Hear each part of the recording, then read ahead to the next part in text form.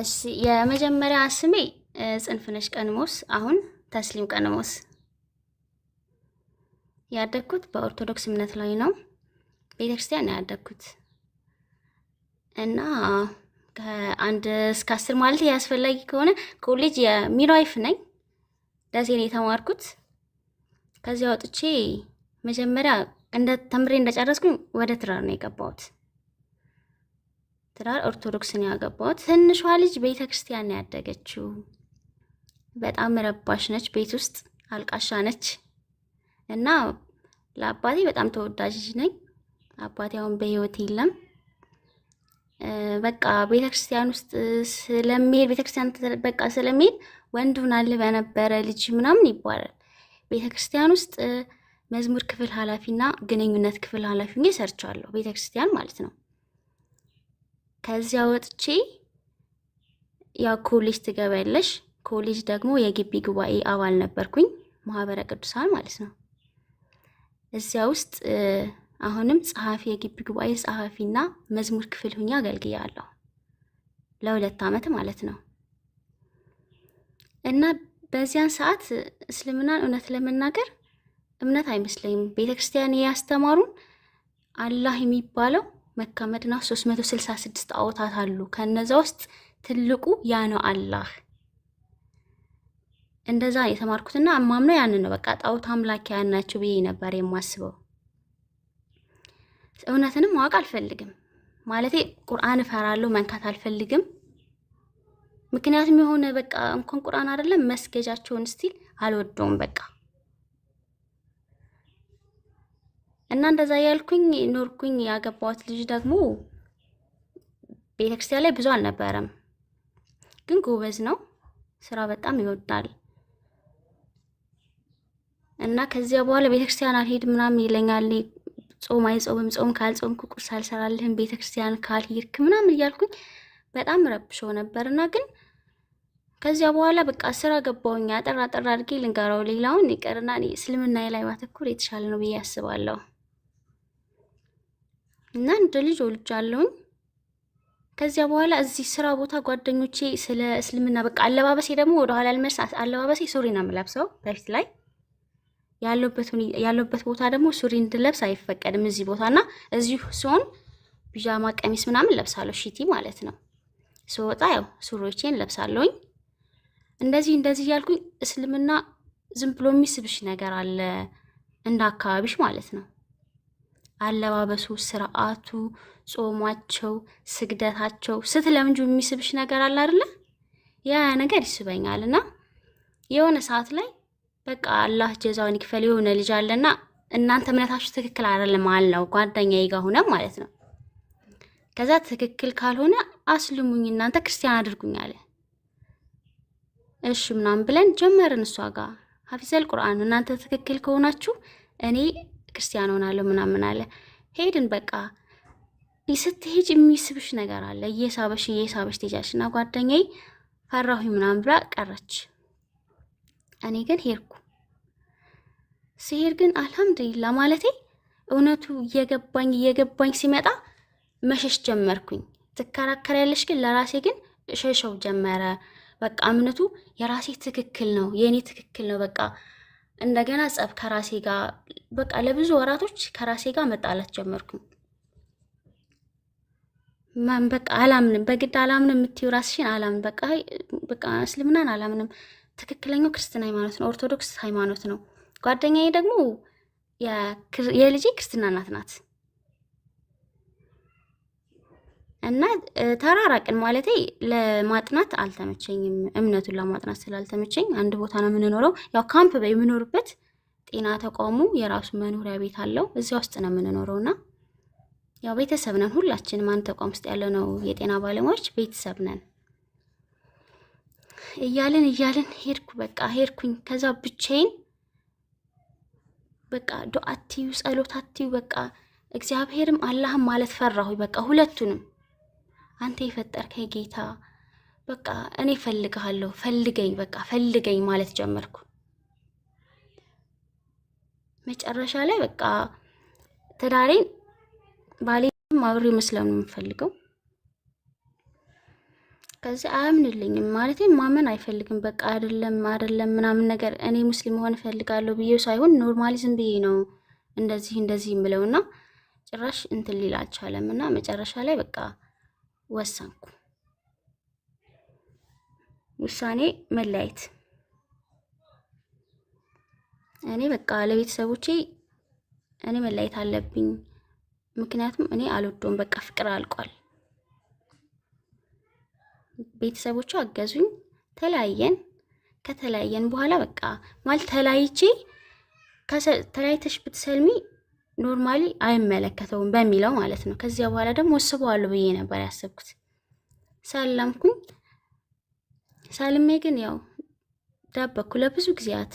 እናቴ በጣም ወግ ታጠብቃለች እና ያን ነገር እንዳትሰማብኝ በቃ የምሰግደው ተደብቄ ነው። ስራን ቦታ ቢሆንም ተደብቄ ሰግዳለሁ። ልጄ የ3 ዓመት ልጅ ነች እና እሷን ሁሉ ደበቃታለሁ። እናቴ እንደዚህ ያለች ምናምን ነገር እንዳትለኝ ማለት ነው። ተደብቂያት እየሰገርኩ መጨረሻ ላይ አልቻልኩም። ውጭ ሆና እየሰገርኩ ስታለቅስ ሰማታለሁ ምናምን። ጫማዬን ውስጥ ነው ማስገባው፣ ምክንያቱም እዚህ ያሉ ልጆች ከሰሙ ለባለቤቴ ይነግሩታል። ባለቤቴ ደግሞ ለቤተሰብና የሆነ ዝብርቅርቅ ያለ ህይወት። በዛ ላይ ደግሞ እኔን ሻሃዳ ሲያዘኝ ልጅ ለፈተና መዳረግ አልፈለኩም። እሱ ነው እንደዚህ ያደረገው ምናምን ቢባል ከባለቤቴ ጋር የሚፈጠር ነገር አለ። እሱንም አጋልጬ መስጠት አልፈለኩም። የሚያውቁት በቃ ለ1 ዓመት የሚያክል 2 ሰዎች ብቻ ናቸው፣ አንድ ሴትና አንድ ወንድ ማለት ነው። እነሱ ናቸው ሊያግዙኝ የሚችል። ከነዛ ውጭ በቃ እውነት እንደ ወንድ ማለት ነው ተረብቄ አለመቼ ሲል በቃ አለ አይደለ ወደ ጫካ ምናምን በሚመስል ጫካም ባይሆንም ጫካ በሚመስል ውስጥ እሰግዳለሁ። ካርቶን አንጥፌ ምናምን ነው በቃ መስገጃ ምናምንም የለኝም። ምክንያቱም ያ ካለ ሰዎች ምንድነው ምናምን ልጅ ይችላሉ፣ ልጄ የሚል ትናገር ትችላለች ቤት ውስጥ ካየችው። ያንን ነገር መረጥኩኝና ልጄ መጨረሻ ላይ ማስገባት ጀመርኩ ቤት ውስጥ ሰው ማለት ነው። ጸሎት አልኳት በቃ እሷን አሁን ጸሎትን የምናደርገው ምናምን ነገራት አለው። ስሰግድ ከፊት ለፊት ትመጣና ትይዘኛለች፣ አፌን ትጨብጠኛለች። አፌን እንዳ በቃ የሆነ ነገር ስትይ ድምጽ ስለሌለሽ ለመስማት ስትሞክር አይሰማትም እና አፌን ትይዘኛለች። መጨረሻ ላይ ስጨርስ ምንድነው የምትይው ምናምን ስትለኝ ጸሎት እናድርግ ልጄ ይላታለሁ። ምን እያልን ምናምን ስትለኝ በቃ ጌታዬ አሳድገን እንበልሽ እንድታድግልኝ አሳድገን እንበል። እሷም ጌታዬ ያሳድገን እና ውጭ ላይ ሰው ሲቆረቁር ጸሎት ላይ ነች ምናምን ትላቸዋለች። ከዚያ በቃ ያ አላህ መጨረሻ ላይ በቃ ሰዎችን ለመናገር በቃ አቃተኝ። ጾመኛ ነበርኩ፣ ማንም አያውቅም። የምጾመው የክርስቲያን ጾም ነው ይመስላቸው።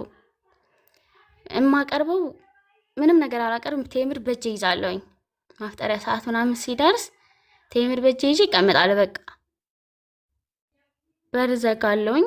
በር ዘግቼ ለምንድን ነው በቃ በዚህ ጾም ሰዓት እስከ ማታ በርግጥ ጾም ያለሽ እናውቃለን፣ በር አትዝጊ፣ እኛ እንዳንበላብሽ እንዳንጠጣብሽ ነው ምናምን ነገር ይሉኛል። ግን አልሐምዱሊላህ ያ ሁሉ አለፈና የሆነ ሰዓት ላይ ተናገርኩ። ስናገር ግን ያው እዚህ ያሉት ጓደኞቼ ጥሩ ነገር አደረጉልኝ። ክርስቲያኖቹ ራቁኝ። ባለቤቴ ደግሞ ሲሰማ ደግሞ ኦቨር በቃ ልጄን አምጪ ምናምን ነገር አለ።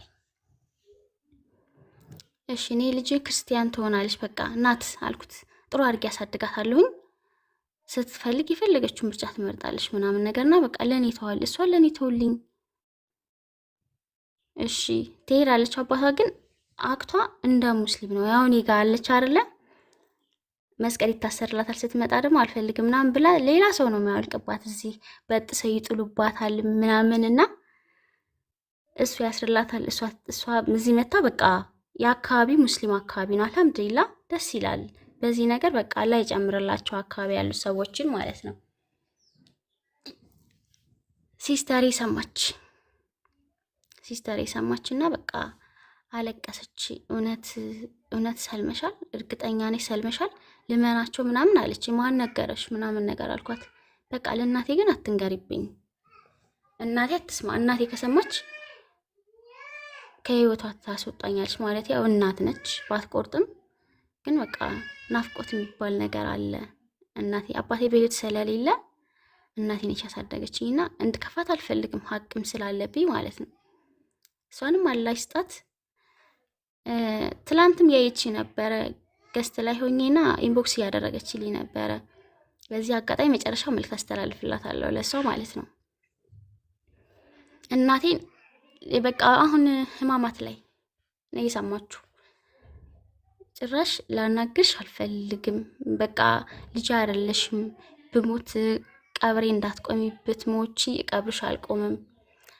ያ ሁሉ በፊት ላይ ያለው ነገር ሁሉ በቃ እህቴም ቢሆን የተወሰነ ማለት አናግረኝ ነበረ። ከዚህ በኋላ ምንም ነገር እንዳትይኝ፣ እህቴ አይደለሽም፣ ከህይወቴ ውጪ። እናቴም እንደዚህ በቃ ሁሉም ቤተሰብ ያው ምናችንም አይደለሽም ምናምን ነገር አሉ። ግን ደስተኛ ነኝ። በቃ አላህ የሰጠኝ ነገር በቂ ነው። ከበፊት ካለኝ ህይወት ሳነጻጽረው በቃ ቢግ ዲፈረንስ። ምክንያቱም በጣም አወራለሁ፣ እጮሃለሁ፣ ምንም ነገር አይመስለኝም። በቃ አሁን የሆነ መረጋጋት። ሰዎች ሙስሊም ሆኜ እንደ ድሮ ግን አይደለሽም ጽይ፣ እንደ ድሮ አይደለሽም፣ ምን አዲስ ነገር አለ ምናምን፣ ምንም አዲስ ነገር የለም። እየሰገድኩኝ በጣም ሲያጠብቁኝ እግዚአብሔር ይመስገን። አዎ እግዚአብሔር ያውቃል። በቃ ለእኔ ውስጤን እግዚአብሔር በቃ አላህ ነው ብዬ ነው በቃ አሳመንኩት። አላህ ነው፣ ያ አላህ ነው እንጂ ኢየሱስ ክርስቶስን አላልኩም። እና እናቴ አንቺ ልጅ ግን ምን ሆነሽ ነው? እንደ ድሮሽ እኮ አይደለሽ ምናምን ነገር ቀዝቀዝ ብለሻል። እናቴ ቤተክርስቲያን ሄድሽ፣ እናቴ እንደዚህ አደረግሽ፣ እናቴ በዓል ደረሰ ምናምን ነበር። ያ ሁሉ ነገር በቃ የለም። ለበዓል ደውላታለሁኝ። ሁለት በዓል ምናምን ያሳለፈችው ያው ከሰለምኩ በኋላ ማለት ነው። እና እንኳን አደረሰሽ ማለት ራሱ ከበደ። በቃ እናቴ በዓል ጥሩ ነው፣ በዓል አሪፍ እያሳለፍሽ ነው ነይ ስትለኝ ተረኛ ነኝ፣ ዱቲ ተረኛ ነኝ ነው የምላት። በቃ በዓል በመጣ ቁጥር ዱቲ ተረኛ ነኝ፣ በዓል በመጣ ቁጥር ዱቲ ተረኛ ነኝ። እናቴ ያው ድል ያረል ድል ስለሆነ ነው በቃ ምን ላድርግ፣ መሄድ ስላልፈለግኩ ነው እናቴ ጋር ማለት ነው።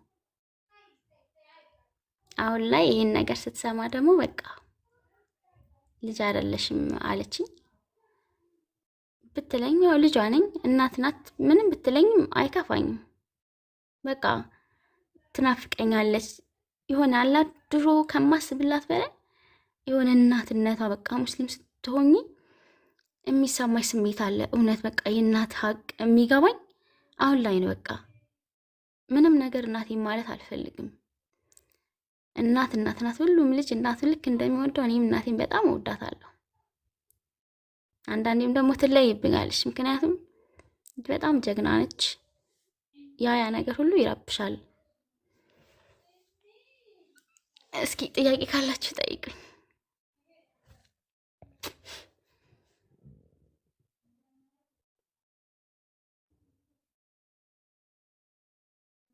እሺ ቤተክርስቲያን በቃ ኢየሱስ ክርስቶስ ጌታ ነው፣ ተሰቀለ፣ ተነሳ የሚለው ነገር እስቲ ይረብሽኛል። የስላሴ አንድነትና ሶስትነታቸው እነሱ ግራ ይገቡኛል። እዛ ውስጥ ያለሽ ራሱ አንዳንዴ የሆነ እንድታምኝ የሚያደርግሽ ነገር አለ አይደለ?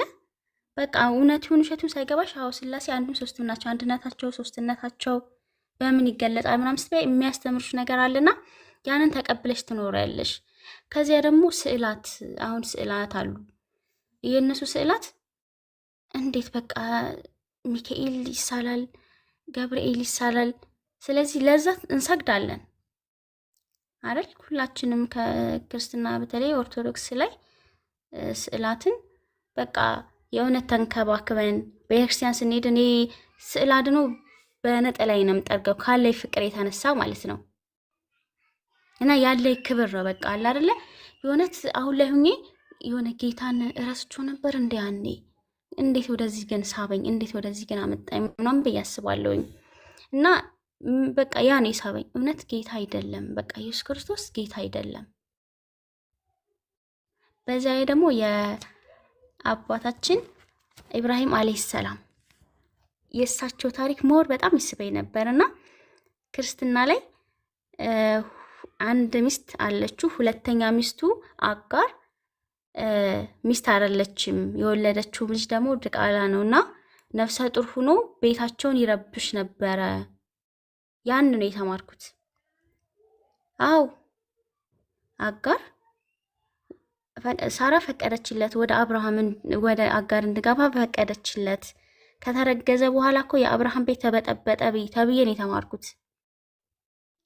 ከዛ ኢስማኤል ላይ የተረገዘው ምናምን ነገርና እንዴት አሁን ነቢያትን የሚጠብቃቸው እግዚአብሔር ከሆነ ስለዚህ እንዴት አብርሃም እንዴት ድቃላ ይወልዳል? ስለዚህ ከቤት አባረራቸው፣ ከቤት ተባረሩ ብሎ ታሪካቸውን ጥፍት ነው ያደረጉት። ግን የረሱል ሰለላሁ ዐለይሂ ወሰለም ዘር ከዛ መምጣታቸውን የእውነት ነው በቃ ባላ ይሁንብኝ አላቅም። አሁን ያወቅኩት ኢስማኤል ዐለይሂ ሰላም ታሪካቸው ያልተነሳው እኔ እንደተማርኩት በቃ ኢስማኤል ዐለይሂ ሰላም ከተነሱ ረሱል ይነሳሉ። ያን ታሪክ ለማጥፋት እንዴት በዚህ ልክ? ስለዚህ ነቢያትን የሚጠብቃቸው እግዚአብሔር ከሆነ እንዴት እንደዚህ አይነት ነገር ያደርጋሉ? ስለዚህ ይሄ ለኔ ፎልስ ነው። ስለዚህ አንድ ነገር አገኘሁኝ እዚህ ላይ ማለት ነው። ከዚያ ደግሞ ጌታ ተወለደ። ተረግዞ ሴት ነበረ። ተረግዞ ጌታ አይደለም እንዴ? ከተረገዘ እንዴት ጌታ ከሆነ ተረግዞም ጌታ ነው። ሲረገዝ ምድር ማን ነው የጠበቃት? አይደለም 9 ወር ከ5 ቀን አይደለም ለደቂቃ አላህኛን ከተውን የምንሆነውን አላህ ነው የሚያውቀው። ያ ነገር እሺ ተሰቀለ 3 ቀን 3 መዓልት 3 ሌሊት እነዛ ነገሮች እንዴት ሊሆን ይችላል ይሄ ነገር? ስለዚህ ሲሰቀል ሲሞት ምድር ምን ነበረች? ምድር ሰማያት ከዋክብት ረግፈዋል፣ ሰማያት ደም ለብሰዋል፣ ከሁለት ቅጠሎች በስተቀር ሁሉም ረግፈዋል ምናምን ነገር። የዛን ሰዓት ዲነል እስላም የለም ነበር እንዴ? በቃ ሁሉም ነገር የሆነ ጥያቄ ይሆንብኛል። ከዛ እዚህ ጋር ደግሞ ስመጣ ደግሞ በቃ አንድ አላህ ሱብሃን አላህ እንዴት አላምነውም? እንዴት አልቀበለውም? ፈልጌው ወድጄው ነው የመጣሁትና ቁርአንን ክርስቲያን ሆኜ ማንበብ ጀመርኩ። ቁርአን ጋር የተረዳሁት ነገር ቁርአን ህግ ነው፣ መጽሐፍ ቅዱስ ደግሞ ታሪክ ነው። ይሄን ብዙ ሰዎችም ይሉታል። እኔ ግን ሰዎች ባሉ ሳይሆን አንብቤ በተረዳሁት ነው። በቃ ይሄን አድርግ፣ በምድር ላይ ስንኖር ይሄን ማድረግ እንዳለብን እነዚህ ስራዎቻችን ናቸው። እዛ ተከትለው ነው የሚሄዱትና ቁርአን ላይ የተቀመጡት እኛ የምናደርጋቸው ስራዎቻችን ናቸው። መጽሐፍ ቅዱስ ላይ ያለው ታሪክ እኮ ኪታብ ላይ ያለ ያ ተቀነጫጭቦ ምንም ብሎ ቢሆን ከኋላ ምናምን ስናያቸው ነቢያት በዲነል እስላም ያለፉ ናቸው። ግማሾቹ መጽሐፍ ቅዱስ ላይ ያልተጻፉ አሉ። ዲነል እስላም ያከበራቸው ነቢያቶች አሉ፣ መጽሐፍ ቅዱስ ላይ የሌሉ ማለት ነው። እና ያ ነው እኔን ይበልጥ የሳበኝ።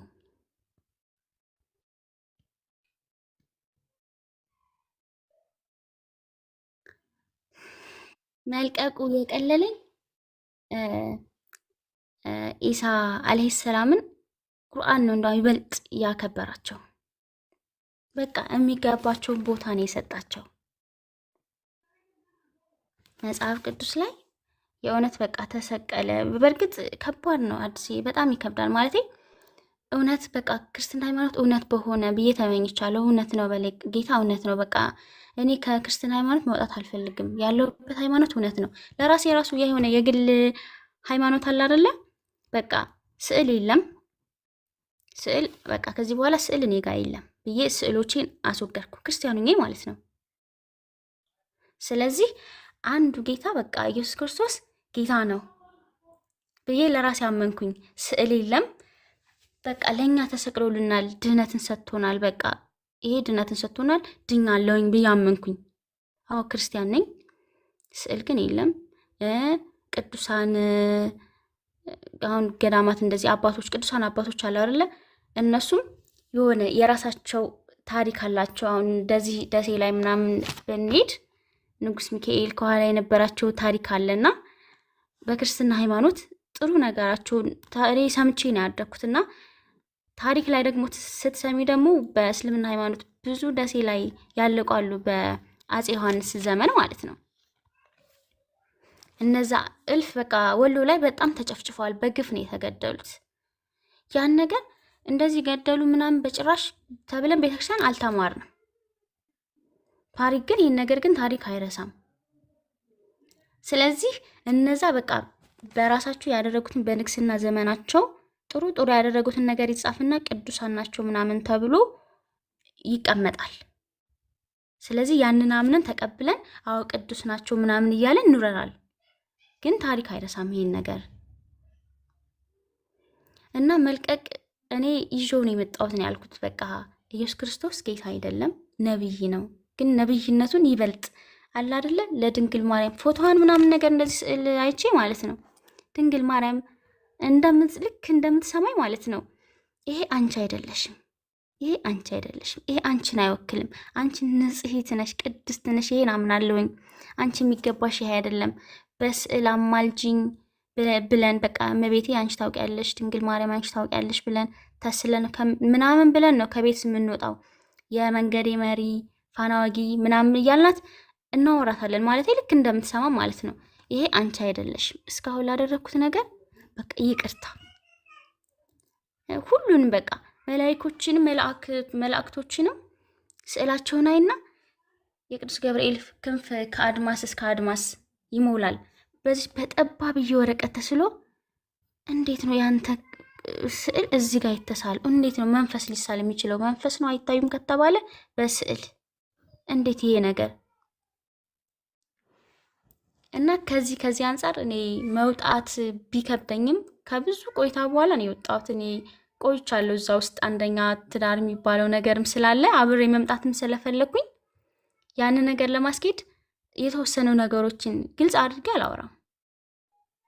በቃ እንደዚህ እኮ ይላል እንደዚህ እኮ ይላል እና እንዴት ነው ከልጅ ልጅ ተወልጄ ሙቼ ተነስቼ ምናምን የሚል ነገር ግን ታነባለህ ምናምን። መላእክቶችንም ድንግል ማርያምንም ይዣት ነው የመጣሁት። ይበልጥ አከበርኳቸውን ድሮ ከነበረበት በቃ የሚገባቸውን ቦታ ሰጥቼ አከበርኳቸው።